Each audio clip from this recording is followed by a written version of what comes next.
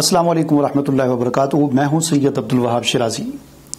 جادو نگری اور جنات و عملیات کی دنیا ویڈیوز کا یہ سلسلہ ہمارا جاری ہے، اور اس سلسلے کی ایک اور اہم ویڈیو لے کر آپ کے سامنے حاضر ہوا ہوں۔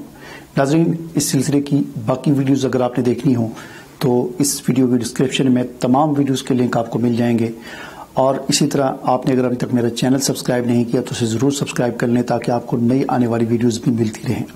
آج کی اس ویڈیو میں ہم بات کریں گے مراقبے کے بارے میں کہ مراقبہ کیا چیز ہوتی ہے، اس کی شرعی حیثیت کیا ہے۔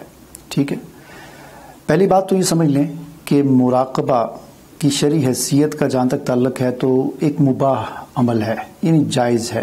ٹھیک ہے نا، اگر مراقبہ جائز طریقے سے یا جائز چیز کا کیا جائے تو یہ جائز ہے۔ ٹھیک ہے، مراقبہ ہوتا کیا چیز ہے، مراقبے کا معنی کیا ہے؟ مراقبہ اصل میں یہ اللہ تعالیٰ کے اسماء میں سے ایک نام ہے رقیب۔ رقیب کا مطلب ہوتا ہے نگہبان، اسی سے یہ لفظ نکلا ہے مراقبہ۔ مطلب یہ ہے کہ اپنے ذہن کی نگہبانی کرنا، اپنے ذہن کی نگرانی کرنا کہ وہ کہیں ادھر ادھر نہ بھٹکے، کسی خاص نقطے پر یا کسی خاص جگہ پر جمع رہے، یعنی کسی خاص تصور کو اپنے دماغ میں جمائے رکھنا، اس کو کہتے ہیں مراقبہ۔ تو مراقبہ رقیب سے، رقیب کا مطلب نگہبان، تو مراقبہ اسی سے ہے کہ اپنے دماغ کی، اپنے خیالات کی نگہبانی کرنا، ان کو کسی خاص تصور پر یا کسی خاص نقطے پر یعنی جما کے رکھنا، اس کو کہتے ہیں مراقبہ۔ مراقبہ جو ہے اس کی دو قسمیں ہیں۔ ایک مراقبہ ہوتا ہے وہبی اور ایک ہوتا ہے کسبی۔ وہبی کا مطلب یہ ہوتا ہے کہ اللہ کی طرف سے عطا کردہ، یعنی وہ مراقبہ کہ جو کسی کو اللہ کی طرف سے مل جائے، یعنی اس کے لیے اس نے کوئی محنت کوشش نہیں کی، اس نے کوئی پریکٹس نہیں کی، اس نے اللہ کی طرف سے وہ اس کو عطا ہو گیا۔ یہ مراقبہ عام طور پر انبیاء کرام علیہ الصلوۃ والسلام کو یہ مراقبے کی کیفیت، اور اللہ کے جو ولی ہوتے ہیں، نیک انسان ہوتے ہیں، ان کو یہ عطا ہوتی ہے۔ اور جس کو مراقبہ وہبی عطا ہو جاتا ہے وہ پھر رہتا تو اس دنیا میں ہے، چلتا پھرتا اس زمین پر ہے، دنیا کے کام بھی کرتا ہے، بات چیت سب کچھ، لیکن اس کا دماغ اور اس کا تصور ہر وقت اللہ کے ساتھ جڑا رہتا ہے۔ تصور میں، اس کی دل و دماغ میں ہر وقت اللہ ہی ہوتا ہے۔ ٹھیک ہے نا، تو یہ کیفیت وہبی جو کیفیت ہے، یہ انبیاء کرام یا بعض اللہ کے اولیاء کرام کو حاصل ہوتی ہے۔ مراقبے کی دوسری قسم کسبی ہے۔ کسبی کا مطلب یہ ہوتا ہے کہ خود محنت کر کے، پریکٹس کر کے اس کیفیت کو حاصل کیا جائے۔ ٹھیک ہے نا، تو یہ جو کسبی ہوتا ہے مراقبہ، اس کی پھر ہم کہہ سکتے ہیں کہ اس کی بھی دو قسمیں بن جاتی ہیں، ایک اچھا مراقبہ، ایک برا مراقبہ۔ اچھا مراقبہ یہ ہے کہ انسان یعنی مراقبہ کرے، یعنی جس طرح مراقبہ عام طور پر کیا جاتا ہے، یا صوفیہ کرام جس طرح اس کی مشق کرواتے ہیں یا پہلے بھی کرواتے تھے کہ آنکھیں مثلا بند کر کے تصور کوئی خاص اللہ کی ذات پر جمائے رکھنا، یا کسی بھی خاص چیز پر اپنے تصور کو جمائے رکھنا۔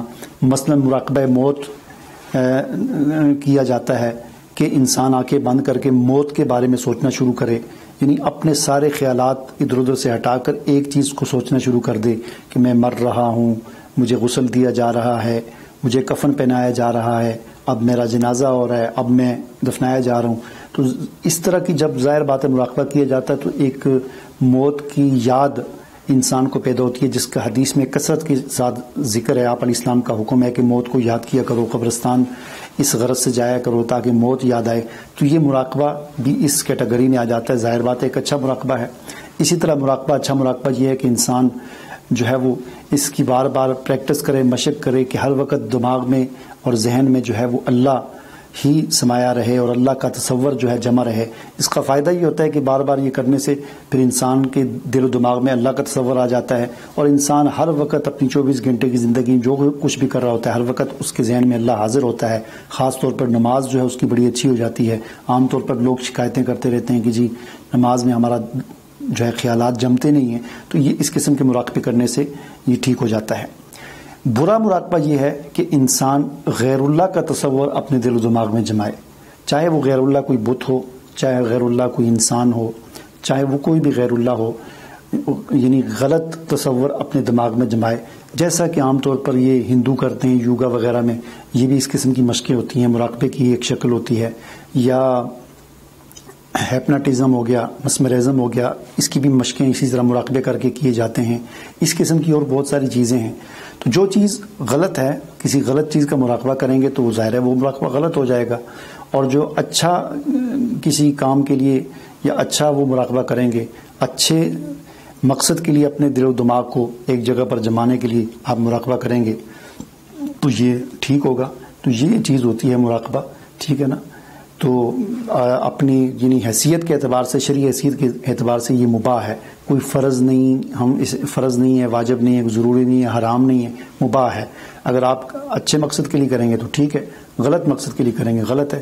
مثال کے طور پر ہندو جو ہوتے ہیں وہ بھی اپنے بت کے سامنے جا کر، آپ نے دیکھا ہوگا ویڈیوز وغیرہ میں، انڈیا کی جو ویڈیوز ہوتی ہیں کہ وہ آنکھیں بند کر کے، تو ایسے کر کے، جو جیسے بھی مختلف طریقے ہوتے ہیں، دنیا میں ہزاروں مذہب ہیں، ہزاروں طریقے ہیں.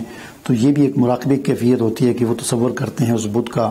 اور اسی طرح کسی غیر اللہ میں کوئی انسان بھی آ جاتا ہے، کسی انسان کا جو ہے اس طرح قسم کا تصور کرنا، تو یہ مراقبہ ہے. اس میں کوئی اتنی زیادہ کوئی فلسفے والی بات نہیں ہے، ٹھیک ہے نا. امید ہے کہ آپ کو بات سمجھ آ گئی ہوگی. مجھے اجازت دیجیے. اللہ حافظ.